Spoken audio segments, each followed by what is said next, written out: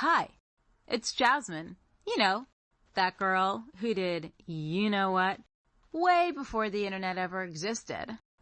Join me and my special guest every week as we talk about anything and everything because nothing is too taboo. So punch your ticket and get on board the Krazy train with me, Jasmin St. All aboard! Welcome to a new episode of Krazytrainpodcast. This week's guest is another one of my ECW Extreme guests and one of my favorite wrestlers, someone who worked for me a bunch of times, who just came out with a brand new book called The Pitbull Unleashed. Let's welcome to the show, Gary Wolfe.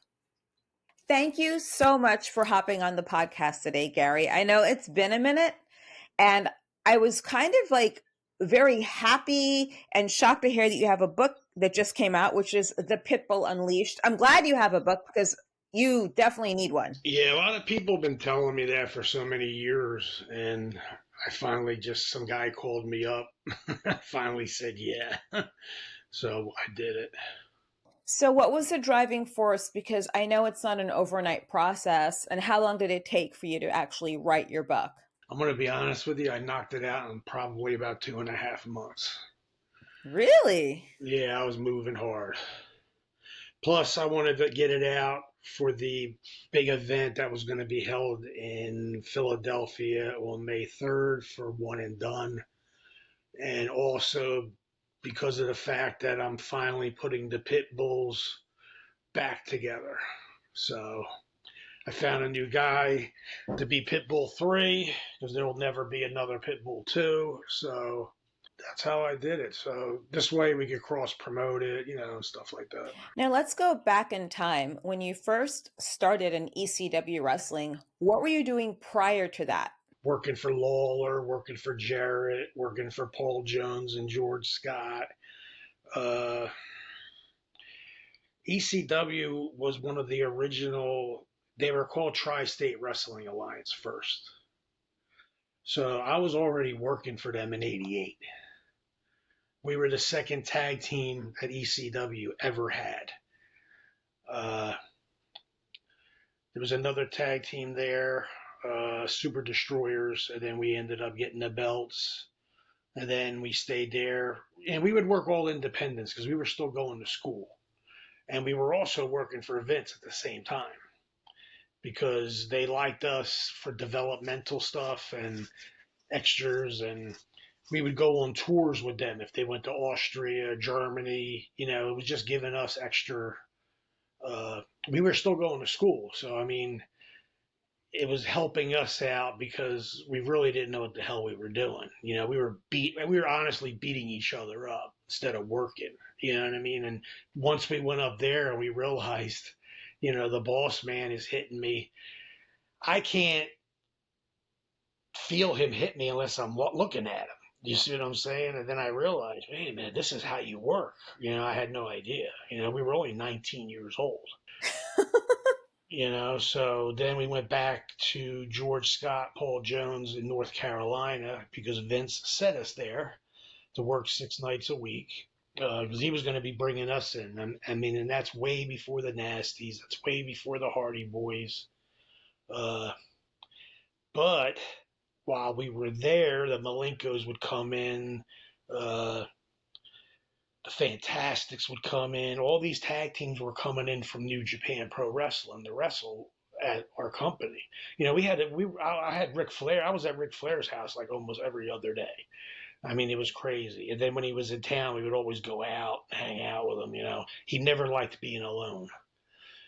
So, that's just how he was. So then, before you know it, Tokyo Joe from Canada came down because the guys like the Malenkos and them guys, they were talking about us and bringing us up. Even the British Bulldogs in '88, '89, we went on our first tour ever to New Zealand. I never left the country before, not alone the state, you know what I mean? But we flew 33 miles all the way around the world to wrestle the British Bulldogs in front of 55,000 people.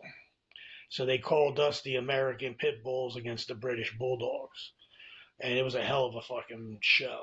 I mean, but they tested us that night. You know what I mean? That was the night we finally got tested because Larry Sharp went across the locker room to the other side of the hall to find out, in their locker room, to find out what the finish was. He came back all red and his head was down. And I'm like, what's wrong? You know? And he's like, Dynamite's being an asshole again. And Davey Boy had looked at us. They were looking at us like we were trying to steal their gimmick because they were Bulldogs, we were Pitbulls. So they're like, no finish, and we'll call it out there, and we're doing 45 minutes. So we were 19 years old, 20 years old. That's it. You know what I mean? Between that age. So I looked at Anthony and he looked at me and I said, come on, let's go. I mean, we're not going to travel 33 hours and not, do this.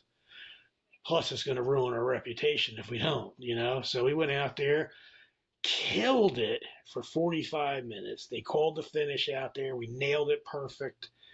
The next day I got up, still not like sure because they really didn't say nothing to us after that match. You know what I mean? They didn't say good job or nothing. They just left. So I remember waking up at 11 a.m., hurting pretty bad. And I ran across the hall because I thought that was Larry Sharp's room. It was the Bulldogs room. Oh, geez. So I walked in and I'm like, oh shit, they're going to kick my ass. You know what I mean? These guys, they were big. They're like, get your ass in here, man, come here. And they were already drinking a bottle of VO. So they just poured me a glass. They said, man, go get your fucking partner, wake him up, bring him over here. We want to talk to you. So I brought my partner, woke Anthony up, brought my partner in, and they were just like, sit down, have a drink. And we're just like, okay. And then that's when they said it. They go, you guys were fucking on like popcorn. He goes, we were very surprised. We know you're not trying to steal our gimmick. You're pit bulls, we're bulldogs. It just makes sense. He goes, well, if you go to Vince, we'll have a good run. So it was cool because you got to realize those guys are from the 80s. Okay, now the 80 crew, I happened to be working with that group. That's Bret the Hitman Hart, Rowdy Piper. You name the tag teams that all were there. We wrestled every single one, from the Rougeau brothers to the Powers of Pain, everybody, the Hart Foundation. The Bulldogs came back. And of course, the boys always ask, how was your tour? Who'd you work against? And they were like, we worked against these guys called the Pitbulls. And the guys were like, oh, we heard of them because they've been working here once in a while. And he's like, yeah, they were good guys. And they backed that up. Like Cowboy Bob Orton came right out and said it. Man, them fucking guys are good. They're cool dudes, It's a shame they weren't born 5 years earlier, but you're still working with us. You know what I mean?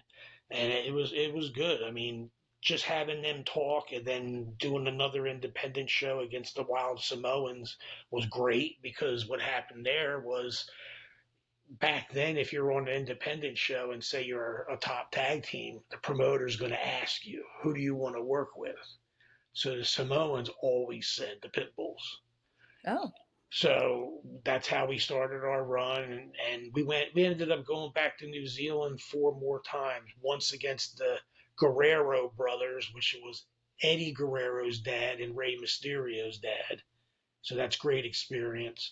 Went back again against the Bushwhackers, which were called the Sheep Herders at that point, because they're from New Zealand. They're really hardcore. And then another time, it was Eddie's dad and Steve Strong was the next time we went. So, like I said, back then it's word of mouth. You know what I mean? Like you could be. We didn't have phones. We didn't have computers. So they heard of us, but they couldn't see us. So they had to take people's word for it. You know what I mean?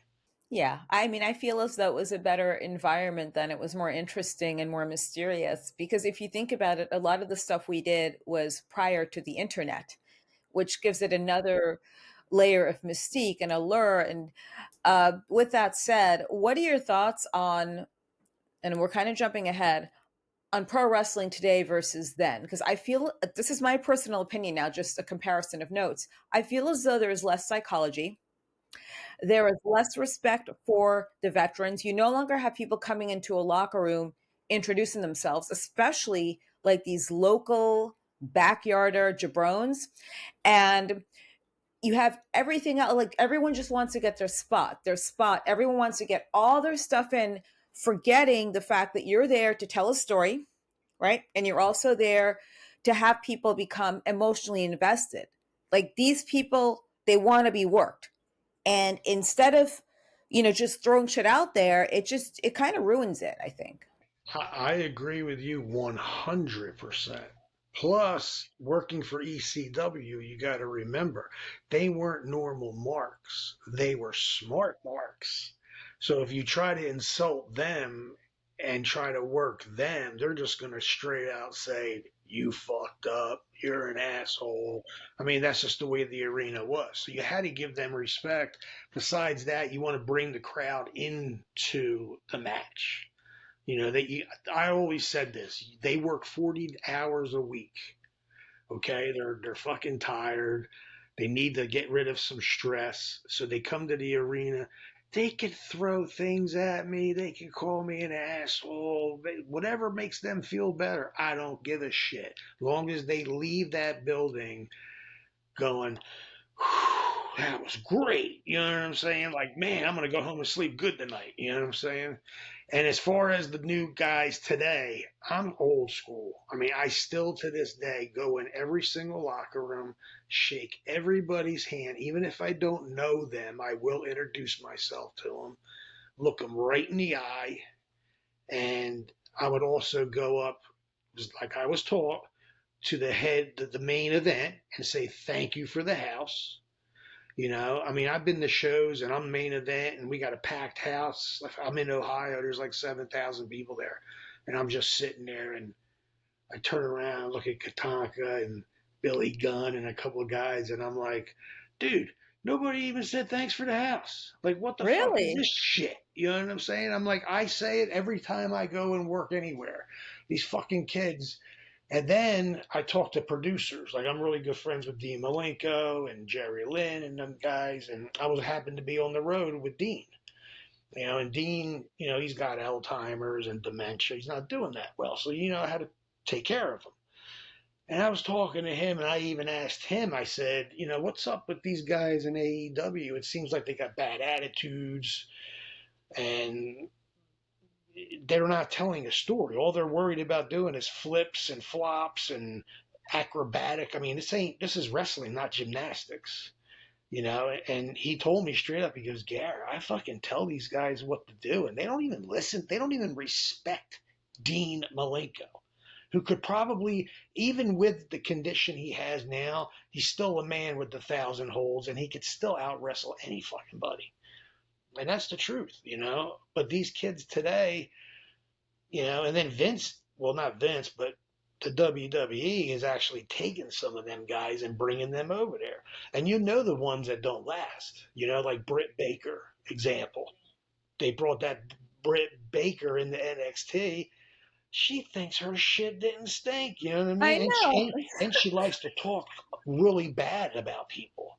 Really? Oh yeah, she don't give a fuck. She thinks she's the best because she's a dentist and she has a little bit of money, but the only reason why she got over wrestling it was that time when she got her head busted open and she was bleeding like a pig. That's what got her over. But NXT told her to hit the fucking road. They didn't want to have anything to do with her. Oh yeah, it's like this. I mean, back in the day, they didn't have an NXT. They just had different schools, like Larry Sharp's, the factory where I went, the Monster Factory, and other schools, you know what I mean? And they would have, and the wrestlers, I remember being at the Monster Factory, and I couldn't tell you how many guys from WWF would come down and just hang out with Larry, check out what talent's in the school, and that's how we got picked up. I mean, Vince, what was it? Cowboy Bob Orton went back, reported to Vince McMahon. Vince McMahon called Larry and said, send these guys up. This is 88. We just started wrestling school, but we had good bodies because we were going to be bodybuilders. But once we realized there's no money in bodybuilding, you know what I mean, unless taking $100,000 worth of steroids, we were like, fuck it, what are we going to do? So we got asked to be security guards at a show, uh, probably 87. And we were at Wildwood, New Jersey Convention Center. That's when they would film the shows. So we snuck in there Monday afternoon. It was me, Anthony, Crybaby Waldo, his name was. He passed away. And then my personal friend, Andy Bernowski, who is Mm-hmm. Leatherface for Yeah, Texas I know Chainsaw. him. Yeah, Yeah, Andy's my we all boy. know I've him. known Andy since I was 17. Oh, jeez. And so we were all in the ring, and the ring beat the shit out of us. I couldn't work out for 2 weeks. So I remember Anthony and Dick Worley was sitting right there laughing, So I sat down next to him, and he told me, he goes, "Man, who's that big blonde guy?" I go, "That's Andy." I said, he goes, "He'd be the next Hulk Hogan." I said, "He's going to Hollywood, bro." I said, "He don't even like this." And my first impression was, this is too rough, man. I can't handle it. You know what I mean? I was too soft. And then me and Anthony, I had a cheesesteak place on the boardwalk. I mean, on the beach between Hunts Pier and Maury's Pier. And then I had a couple like water ice stands, a couple food stands on the boardwalk. So I had people working for me. So me and Anthony would go to the beach and go in about up to our knees in water, and we started practicing moves because we had no idea how to do a move. So we're like people are watching us suplex each other in the water and all this shit. So it was after summer, and that's when Anthony said, "You know what, man? I didn't realize this. We both didn't. The fucking Monster Factory was 45 minutes from our house. Okay, you got guys like Bear, who was Papa Shango at the time. He came all the way from Vegas. All these people are coming there from all over the country. We just so happened to be 45 minutes away, and it was perfect. I mean, it was great. And you've seen the poster of everybody that graduated from that school that made it. Okay, and I mean, talk about honor. I mean, we just got a prestigious honor by them guys. They just came out with brand new belts, and they put the Pitbulls and the Headbangers on their tag team belts. So they will be there forever as long as that place is open. That's super important. And by the way, two things. Okay, three things. First and foremost, when you compare the ECW arena fans to having so much stress built up that week that they went there to release their stress, I'm assuming that it's probably cheaper that they did that instead of going to like a Jack Shack or something, or like a brothel. But it's good that that's how you think they felt. And it seems like that. People want to get invested into something because they have this 40-hour week of like the same stuff over and over.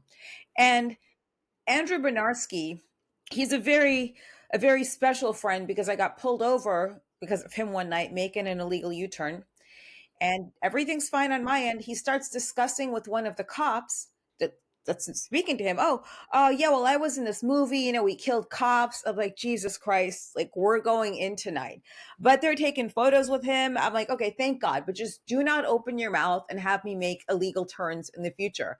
Um, seriously. But I believe that like the 80s and 90s, especially the 90s, is where the high point of extreme wrestling was. And clearly ECW, that was the company that started it, right? And then you had managers that Well, actually took it was bumps. it was honestly it was Tri-State Wrestling Alliance, Tri-state wrestling, correct.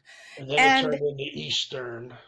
championship wrestling, then Then extreme championship wrestling. then when Paul got there, he was like, you know what, we're going extreme. But we were already doing, like in the late 80s, we were already doing tables and chairs and weapons. Like we were already doing that with Tri-State Wrestling Alliance. Because I remember the first time I met Ric Flair and Abdul the Butcher, they were on this huge show we had in Philadelphia. So we had this huge battle royal first match, and it was all weapons. You know what I mean? So I go after the match. They put me and Anthony over. Anthony takes the back bump over the top, so then he put me over, so I won. So it was cool. I remember leaving the ring, and then I hear some guy screaming, "Yo, yo!" Guess who it was? Who was it?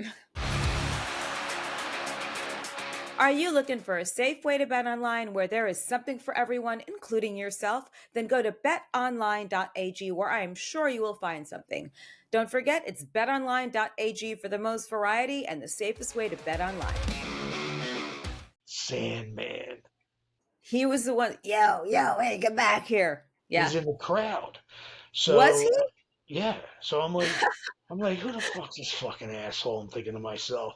So I go up to him, and as I get closer to him, I start noticing how tall he is. And I'm like, well, he's got the height. So I said, what's up? He goes, I want to do what you're doing. So I said, well, what do you do? He goes, well, I do play sports. He goes, are you athletic? He goes, oh, I play fucking rugby. I said, well, there you go. I mean, he's fucking tough if he plays rugby. So he goes, I want to do what you do. How do I get in this? So I was like, at the time, I've had so many people say the same shit to me. You know what I mean? So I said, I'm not going to tell them about the Monster Factory. I told them about Joel Goodhart's school, which was the Did you? TWA. Yeah, it was the TWA school. So I said, look, if you go to this school, they already have a company. So you'll be working right away once you're ready to go. I'm thinking this guy's never going to do it. You know what I'm saying? So I went back in my locker room, and there's Ric Flair and Abdul the Butcher. Oh, wow. And I'm like, oh shit. First time I ever met him.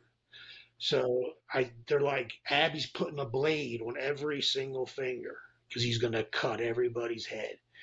So Flair looked at me and Anthony goes, you guys are Pitbulls? I said, yeah. He goes, I heard about you guys. He goes, people are talking about you, Dynamite and, from being on tour. The Samoans, he said, they've been talking about you. He goes, you ain't going back in the ring.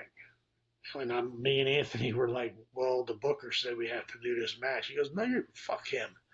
He goes, you're going to hit my jewelry and Abby's jewelry. Now you got to remember, back in them days, those guys were wearing suits, diamonds, Rolexes with diamond. I must have had about $500,000 worth of diamonds and gold in my hands. He goes, Really? yeah. He goes, you stay back here and you watch our shit. I said, yes, sir, man. And that's how I met Rick and I met Abby. And the booker had nothing to say about it. Like, he was just like, you listen to them. I go, okay. And that was the first time I met them. And then to go back to the Sandman story, I ended up leaving and going to Japan in 1990. That's when I started. Took me 2 years to get to New Japan. That's it. 2 years. So we got to Japan.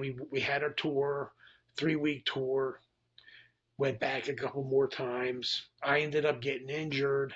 I had to get my knee fixed. So Anthony took off and went to Germany to work for Otto.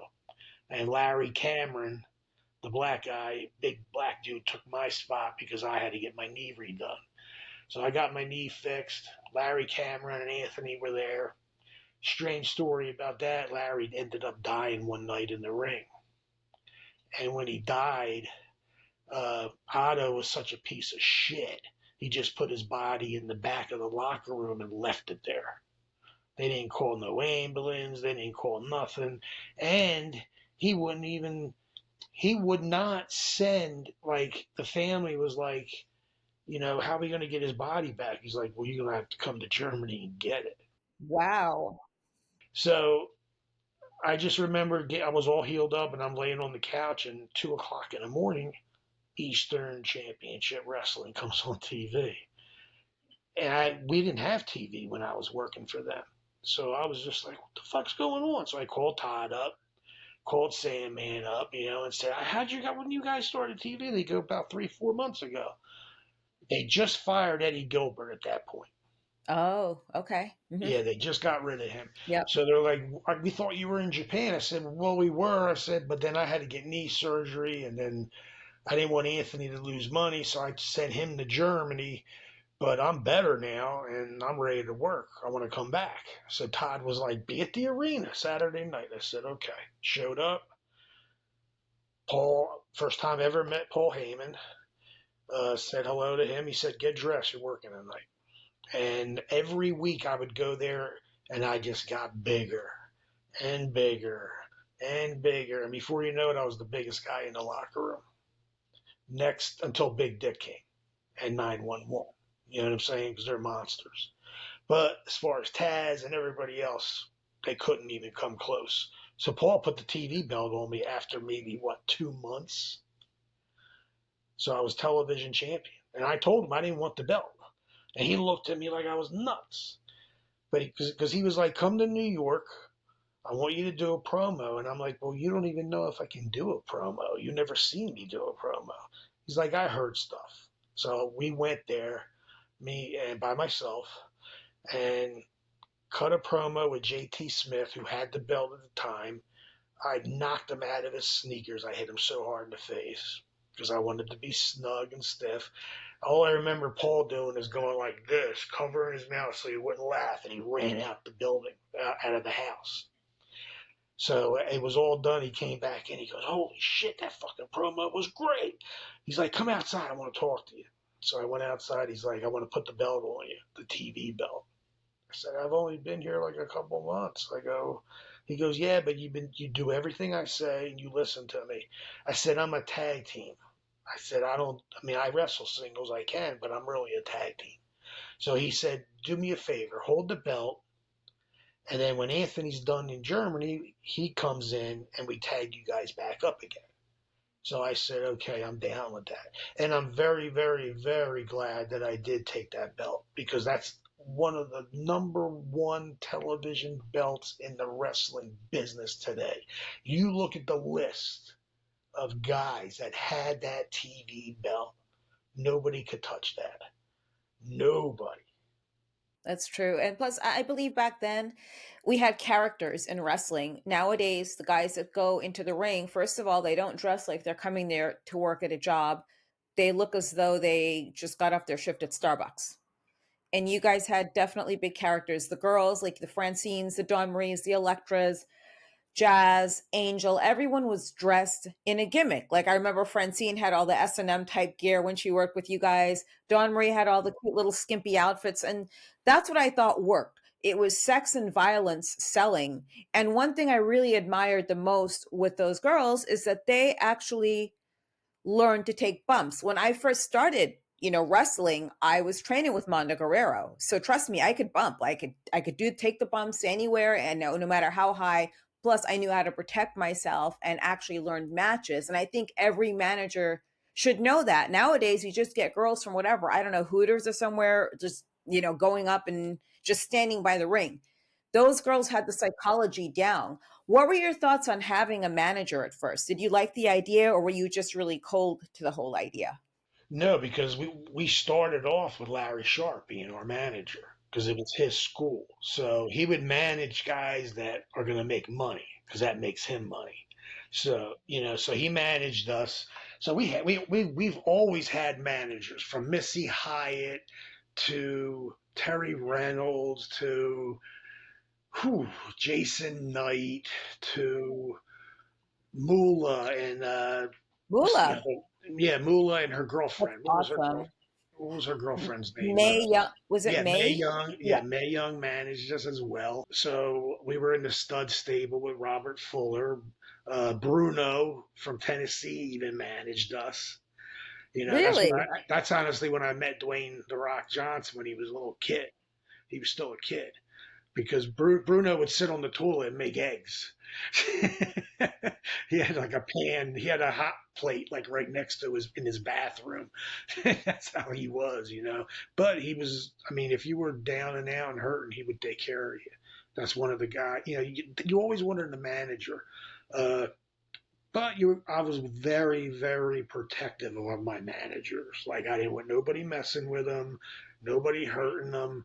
I mean, I remember Paul told me the one night, he's like, all right, tonight we're going to do something that's never been done.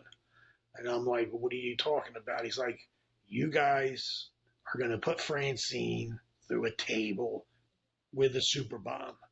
We're the first tag team ever to put a girl through a table. So she was crying. Really? Oh my God, she was in tears. Aw, Because she was very young then, so she was I believe it. crying. She was crying, and I Hmm. was like, "Franny, don't worry about it. We got you, man. You weigh 100 pounds, man. Relax. Anthony's gonna break the table." So the whole time crying, crying, goes through it. We go in the back. She's smiling and laughing. She didn't feel a thing, she said. So it was great. And the place went crazy when we put her through that table, man. And that was the reason of her getting, like, leaving us and going with Shane Douglas for that angle.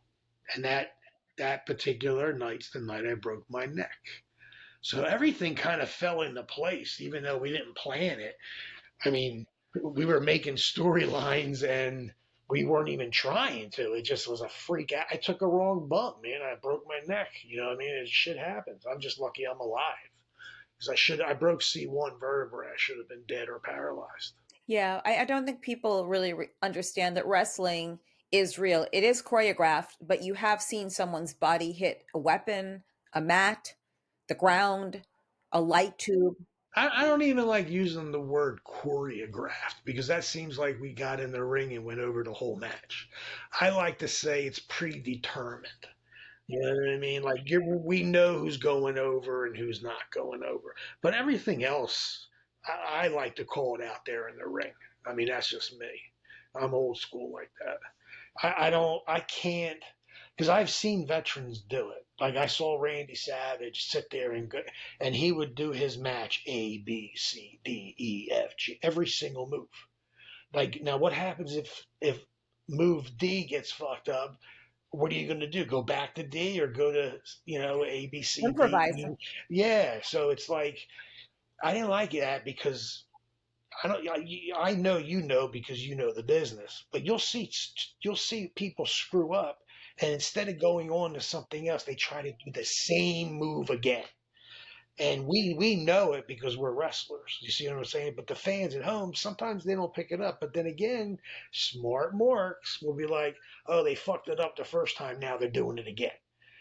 I would wait probably 8 moves later to do that move again. That's what I would do. Yeah, but they don't get it. I just worked on an indie show, not with Juggalo Championship Wrestling, a totally different company independent of that. And it was a tag team that I was managing, and there was another tag team. One guy screwed up a move, and I did notice this. I see them going back and doing the same thing, but they kept going over the whole thing over and over and over, that maybe they lost track of it. But when I worked with Necro Butcher for the past 2.5 years and any other show, yeah, they go through the finish and a couple of big things, but they just improvise the whole way through. And then the brawling into the crowd, and it's like a whole nother level. So I could say that I could do almost anything now. I could work with anyone after that.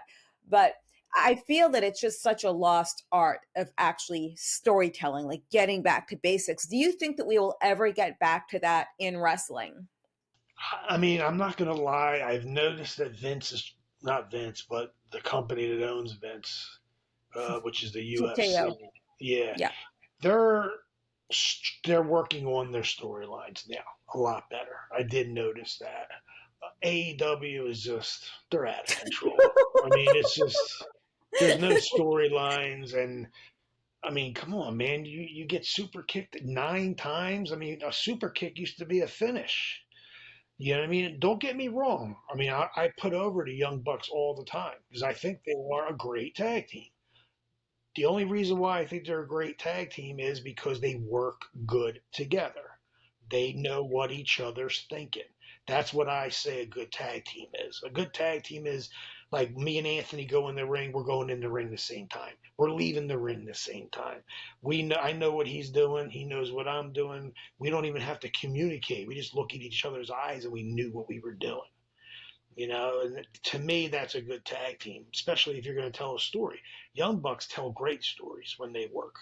They just have fantastic moves because they're so little and they can do them. You know what I'm saying? Yeah, tiny, it helps.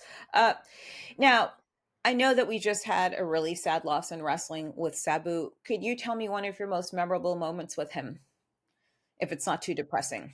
Oh, I think I was working for you, and I've wrestled him a few times for the title. Uh, I was actually with him Saturday night, and he died Sunday. I was with him Saturday night in Philadelphia. I pulled up at the hotel. He's sitting outside. We always call each other like New Jack. We would always call each other every 2 weeks just to make sure we were still kicking. You know what I mean? Uh, people don't know that New Jack was a really fucking cool dude, man. You know what I mean? Everybody thinks his gimmick is his gimmick. That's his gimmick. That's not Jerome. You know what I'm saying? Same with Savvy. I mean, I loved him. I mean, I'm not gonna lie. I love all my boys that I wrestled with. You know, I consider them my brothers. You know, and I seen him sitting outside by himself. I said, "Fuck that! I'm gonna hang with him." So we sat there, hung out for a couple of hours. He was straight as an arrow, man. There was nothing wrong with him. You know, I just got done working. It was me and Shane Douglas versus Tommy Rich and Eddie Gilbert. I mean, Doug Gilbert, his brother Doug. And you know, I came back to the hotel, so I hung out with him for about 3 hours, and then I said I had to go upstairs and get cleaned up because I have an early flight. And I asked him, I said, "You going to the airport with me?" And he's like, "No, I'm not leaving Sunday. I got something to do Sunday." I was like, "Oh, okay, cool, cool, cool." I said, "Well, then just call me when you get home back to Vegas." I said, "Just give me a shout." You know what I mean? And I didn't know nothing was going on until Sunday when I woke up, and people about, I don't know, a couple hours after I got up, I got a text and they said he died. And I was just like, the fuck? I was just with him 15 hours ago, not even. I said, "You got to be kidding me. He was fine." So I don't know. And what the problem is right now is they can't do an autopsy on him because he's still married to his girl from Japan. Oh, And Hitomi? yeah, and she will not give anybody permission to give him an autopsy. Wait a second. You mean Hitomi, the photographer that came to my shows? That woman. Yes, that's his wife. He never got divorced. See, I know this because I'm tight with him. I had a feeling there was something like that because just Jeannie popped out of nowhere. I mean, no pun intended, you know, and it's just like I didn't ask him; he just seemed happy. But I did hear that before that murmur. But you would think she would at least want the autopsy of her late husband. That, I mean, honestly, that's what I would think, you know. But I was talking to Todd Gordon. He told me, he goes, because I said, "Well, I heard it was a heart attack." He goes, "Nah, nobody knows because they can't do a fucking autopsy." I wonder why, like what her train of thought is that no, I don't want them to do an autopsy if it's a cultural thing in Japan where they don't want to touch the dead, or if it's just she's bitter or mad because of the whole thing and how things may have ended, you know? I don't see her. I mean, the Japanese people are not kind of like that. You know what I mean? I don't think they hold grudges like that. But unless she's afraid they may find stuff in his blood, and they don't, and she just doesn't want that to be out there. Yeah, there are ways I think around that because everyone's blamed. Like, I'll admit, I don't care for the way Joey Janela used his vernacular. You know, I thought it was very fifth gradish.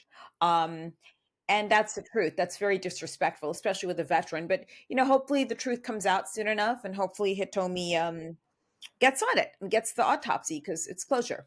Because I saw that match, and he hit his head that I one saw that. bump. Now Mhm. for all we know, he could have had an aneurysm in his brain, and that could have got him. You know what I mean? Because he did look like he was knocked out when he did slide out of the ring on that door. So I mean, I just shook my head like, "What are you doing, bro? You know better than that." You know what I mean? Especially that kid.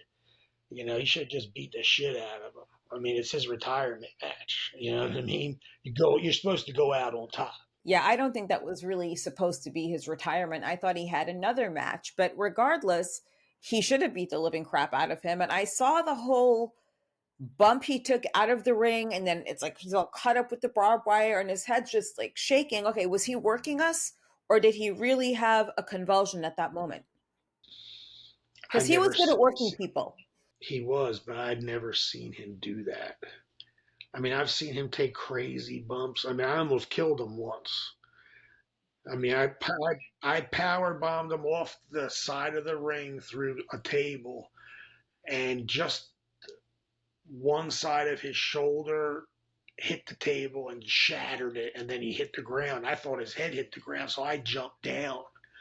And the first thing I said is, "You all right?" He's like, "I'm fine, I'm fine." I was like, "All right." So I got up, and then I threw him back in the ring. But you know what I mean? It's like Joey Janela didn't even get out of the ring to see if he was okay. that pissed me off too. You know what I'm saying? So whatever teeth he has left, he better hold on to them because if I see him, I'm gonna knock his teeth out.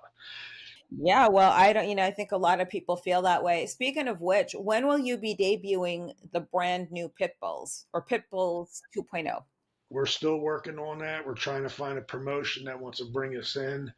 So because it's going to be the biggest news out there. I mean, it's been since 19 no since 2003 is when Anthony passed. So there hasn't been a tag team of the Pitbulls since then. So I've been keeping it our gimmick alive since then. But now I'm getting older, so it's easier for me to go back to tag team. Plus, I got a guy that's even bigger than Anthony. You know Yeah, what I he is mean? big. Yeah, and he's a power lifter, and he's in the Guinness Book of World Records. And I own the Women's Hall of Fame. I do own the Tag Team Hall of Fame.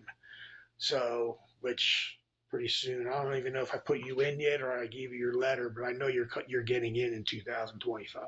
Oh, thank you so much. I did not get my letter for my papers to be You inducted. will be getting your letter.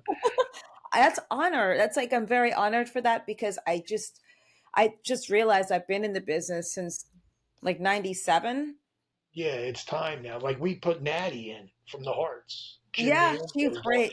I'm very good friends with her because I was very good friends with her dad. You know what I mean? That's how we got.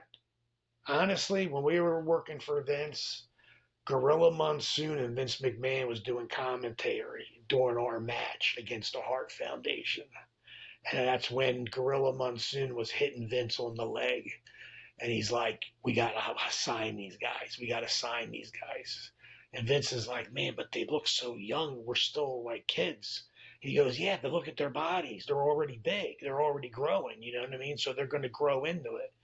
And then that's when Vince called up, like I said, Larry and said, "You got two choices. You can go to OVW or you can go to South Atlantic."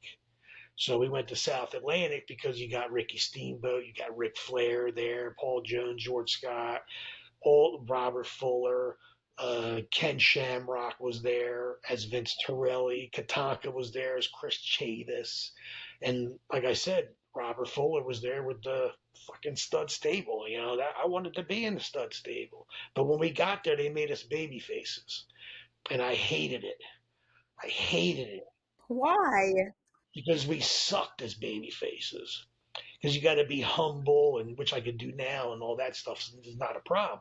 But back then, I was still green. So every TV tape, and I remember going up to George Scott, begging him, "Man, come on, man, can we just cut one heel promo, just one, so you could see?" He would always say no. He's like, "Film costs money." That's what they would always say to us. So finally, I remember he goes, "Look, if I'm going to let you cut a promo, I never want to hear it come out of your mouth again." I said, "Okay, yes, sir, no problem." We cut the promo. He fucking threw his book down. His jaw was on the ground. Paul Jones had to sit down.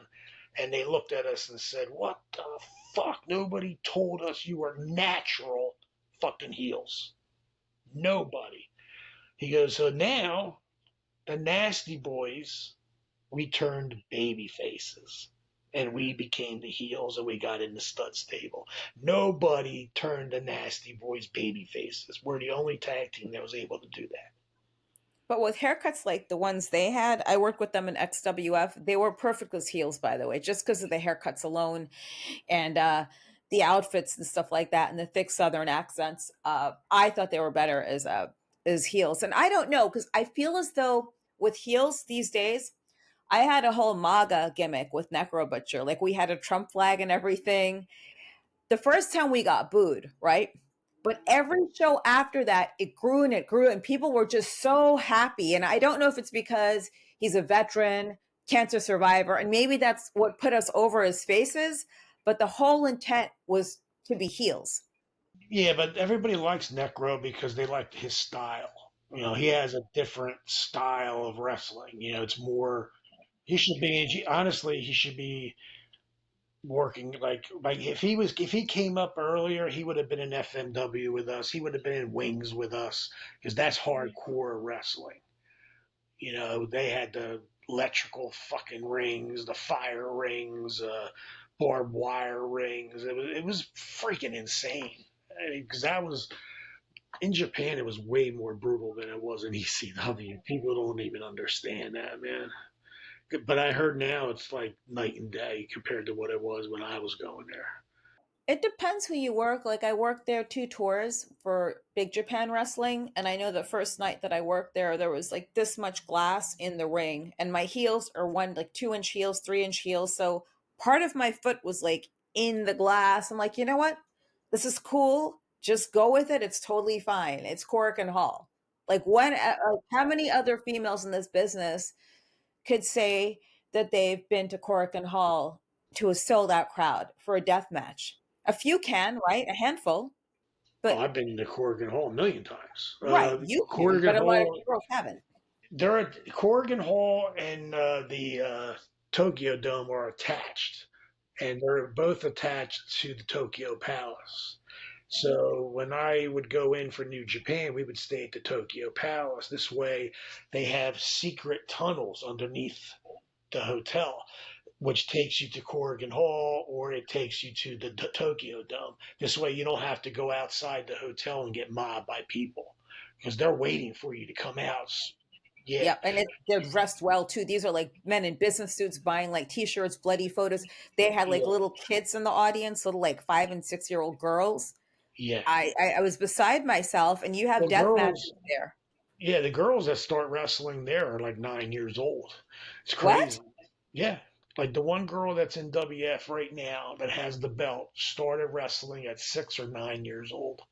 I mean, I used to sit there and watch Suzuki beat the living shit out of girls. I mean, I was gonna run in the ring one night. That's how bad it was. I was like, he's gonna kill her. But they're like, no, he's they're trying to separate the weak from the strong. You know what I mean? That's how it was in Japan back then.